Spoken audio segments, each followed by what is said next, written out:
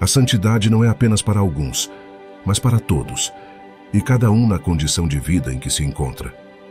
Papa Leão XIII. Pedro nasceu em Ravenna, no ano de 1007. Era o último de 7 filhos e teve uma infância muito difícil. Sua mãe, preocupada em não poder dar de comer a mais um filho, decidiu não amamentá-lo, condenando-o assim à morte.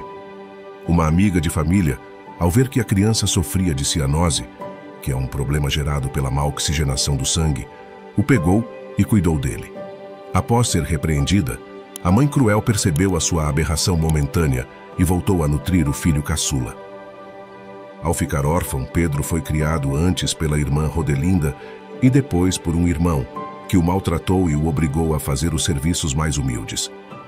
Por fim, o rapaz foi confiado ao irmão primogênito, Damião, que era presbítero em uma freguesia de Ravenna. O irmão preocupou-se não só da nutrição, mas também da educação do jovem Pedro, que já demonstrava na época sinais de seu notável intelecto. Por reconhecimento, acrescentou o nome de Damião ao seu próprio nome. Daí começou a ser conhecido como Pedro Damião. Ele avançou tão rapidamente em seus estudos sobre teologia e direito canônico, primeiro em Ravenna, depois em Faenza e finalmente em Parma, que aos 25 anos já era um famoso professor em Parma e Ravenna. Por volta de 1035, porém, Pedro abandonou seus estudos seculares e, para evitar o luxo de alguns mosteiros da época, entrou para o isolado eremitério de Fonte Avellana, perto de Gubbio. Tanto como noviço quanto como monge, seu fervor era notável, mas levava-o por vezes a tais extremos de automortificação durante suas penitências que a sua saúde acabou afetada. Quando se recuperou, foi nomeado para ensinar os companheiros e depois, a pedido de Gai de Pomposa e outros abades vizinhos, ensinou também em outros mosteiros. Por volta de 1042, Pedro escreveu uma biografia de São Romualdo para os monges de Pietrapertosa. Logo depois de retornar à Fonte Avellana, foi nomeado gerente do mosteiro pelo prior, que também o apontou como seu sucessor. Em 1043, Pedro Damião tornou-se prior de Fonte Avellana e permaneceu no posto até morrer, em fevereiro de 1072.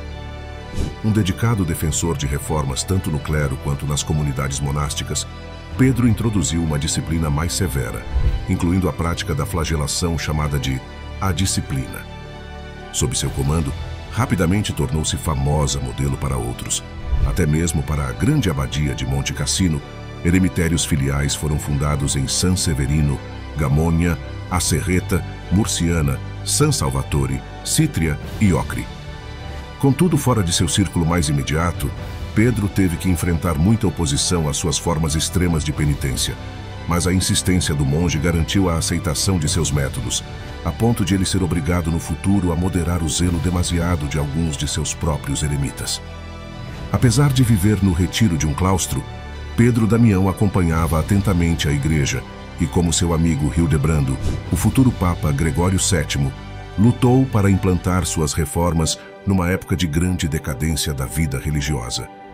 Naquele tempo, a igreja era atormentada por 2 males: a simonia, ou seja, a compra de cargos eclesiásticos, e o nicolismo, ou seja, a inobservância do celibato.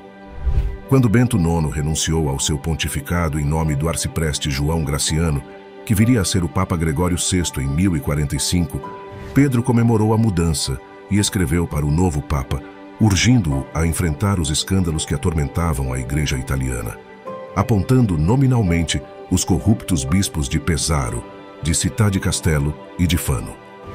Expandindo ainda mais suas atividades, Pedro passou a se comunicar com o imperador Henrique III. Ele estava presente em Roma quando Clemente II coroou Henrique e sua consorte Inês, e também compareceu a um sínodo realizado no Palácio Laterano nos primeiros dias de 1047, que emitiu decretos contra a simonia. Depois de ficar doente, o Papa morreu e Frederico Abade de Monte Cassino foi eleito como Estevão IX. No outono de 1057, o Papa Estevão IX se convenceu que Damião precisava ser um cardeal. Por um longo tempo, ele resistiu, pois ficava muito mais confortável como um pregador eremita do que como um reformador dentro da cúria. mas acabou finalmente sendo forçado a aceitar e foi consagrado cardeal-bispo de Ostia em 30 de novembro de 1057.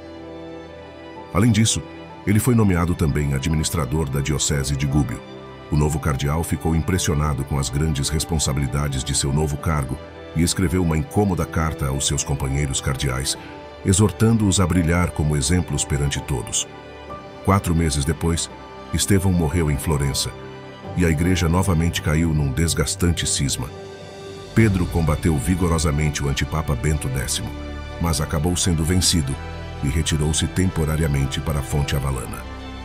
Pedro deu uma valiosa contribuição ao Papa Alexandre II em sua luta contra o antipapa Honório II. Em julho de 1061, o Papa morreu e novamente um cisma dividiu a Igreja Ocidental.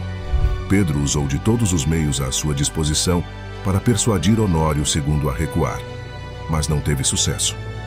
Finalmente, o arcebispo de Colônia e regente no Sacro Império Romano Germânico convocou um concílio em Augsburgo, no qual um longo argumento de Pedro Damião foi lido e ajudou muito para que a decisão fosse favorável a Alexandre. Em 1063, o Papa realizou um sínodo em Roma, no qual Pedro Damião foi nomeado legado para resolver o conflito entre a abadia de Cluny e o bispo de Mâcon. Ele seguiu para a França, convocou um concílio em Chalon-sur-Saône, provou que os cluníacos estavam certos, resolveu outras questões da Igreja da França e retornou no outono seguinte para a Fonte Avelana. Enquanto estava na França, Honório II tentava novamente conquistar o trono em Roma e Pedro acabou sendo duramente admoestado por Alexandre e Hildebrando por ter imprudentemente, por 2 vezes, apelado aos poderes seculares para que julgassem o caso. Em 1067, o cardeal Damião foi enviado a Florença para resolver o conflito entre o bispo e os monges de Vallombrosa, que acusavam-no de simonia. Seus esforços, porém, não deram em nada, principalmente porque ele avaliou mal a questão e decidiu a favor do bispo. O caso só seria resolvido no ano seguinte pela intercessão pessoal do Papa. Tendo servido como legado na França e em Florença, Pedro finalmente foi autorizado a renunciar em 1067. Depois de um período de retiro em Fonte Avelana, seguiu, em 1069, como legado papal para o Império Romano Germânico e persuadiu o imperador Henrique IV a desistir de se divorciar de sua esposa Berta, retornando para Fonte Avelana em seguida. No início de 1072, Pedro foi enviado a Ravenna para reconciliar a população da cidade com a Santa Sé, depois de todos terem sido excomungados por apoiarem o arcebispo em sua aliança com o incansável Honório II. No caminho de volta, Pedro foi acometido por uma febre perto de Faenza.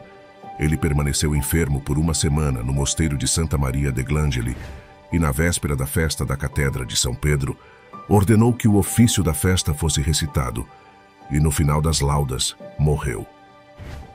Foi imediatamente enterrado na igreja do mosteiro para evitar que outros reivindicassem suas relíquias, e desde o seu funeral, a aclamação popular quis sua santificação imediata. Deixou escritas muitas obras, incluindo vários tratados, cartas, sermões, preces, hinos e textos litúrgicos. Mas numa diferença da prática tradicional dos monges medievais, ele não deixou nenhum comentário bíblico.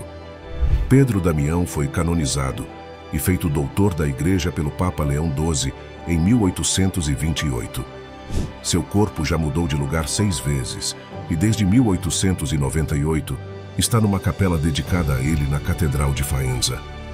Ele foi uma escola de generosidade, tanto que seu primeiro biógrafo, São João de Lodi, narrou 2 histórias significativas de sua juventude. A primeira história conta que, certo dia, Pedro ficou feliz por ter encontrado uma moeda, com a qual podia comprar doces ou brinquedos. Porém, de repente, deu-se conta de que qualquer coisa que comprasse podia causar-lhe uma alegria passageira e momentânea.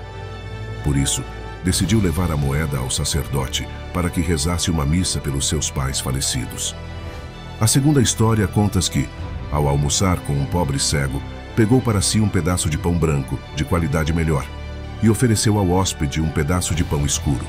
Ao improviso, uma casquinha se encravou na garganta. Arrependido pelo seu egoísmo, ele trocou seu pedaço de pão com o do cego e a casquinha se desencravou.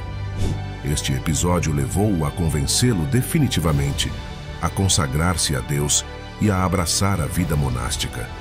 Que Deus Pai Todo-Poderoso nos agracie com um espírito ardoroso e fiel, assim como foi dado a São Pedro Damião, para que possamos viver e morrer em santidade.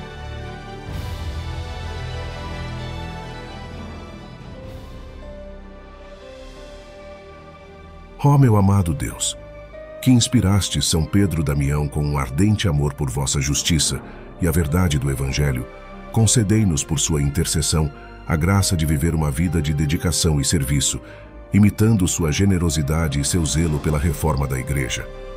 Que, seguindo o exemplo de São Pedro Damião, possamos encontrar em cada desafio uma oportunidade para crescer em santidade e, em cada escolha, um caminho para mais perto de vós. Ajuda-nos a ser, como ele, incansáveis na busca da santidade, no amor ao estudo e na prática da penitência, para que nossas vidas sejam um reflexo fiel do vosso amor. Concede-nos, Senhor, um coração humilde e obediente, que sabe renunciar aos próprios desejos em favor do bem maior, inspirando-nos nas histórias de sua juventude, onde a simplicidade e o amor ao próximo prevaleceram sobre o egoísmo. Por fim, que São Pedro Damião, doutor da Igreja e modelo de virtude, seja nosso guia no caminho para a santidade, ajudando-nos a viver com fé e determinação nossa vocação cristã, especialmente em tempos de provação e incerteza. Por Cristo nosso Senhor. Amém. São Pedro Damião, rogai por nós.